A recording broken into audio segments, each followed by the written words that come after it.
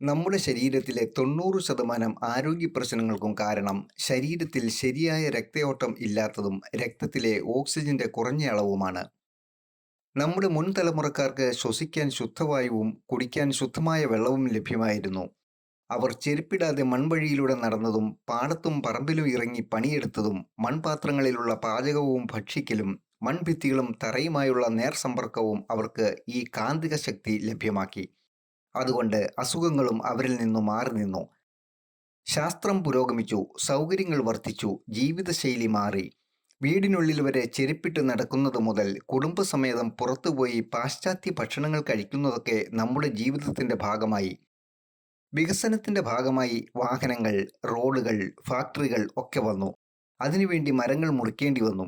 Business മത്സരത്തിൽ കമ്പനികൾ അവരുടെ ഉൽപ്പന്നത്തിന്റെ ഗുണമേന്മയേക്കാൾ ലാഭത്തിലായി ലക്ഷ്യം. ചുരുക്കത്തിൽ നമുക്ക് ശുദ്ധമായ വായുവും വെള്ളവും ആഹാരവും കിട്ടാതെയായി. അങ്ങനെ രോഗങ്ങളും വർദ്ധിച്ചു. ഈ സാഹചര്യത്തിലാണ് ഈ ബയോട്ടോറിയം എന്ന ഉൽപ്പന്നത്തിന്റെ പ്രസക്തി.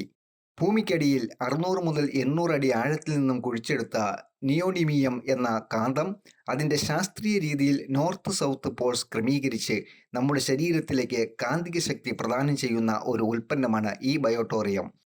ഇതുവഴി ശരീരത്തിലെ രക്തയോട്ടം വർദ്ധിപ്പിച്ച് രക്തത്തിലെ ഓക്സിജന്റെ അളവ് വർദ്ധിപ്പിക്കുവാനും സാധിക്കുന്നു.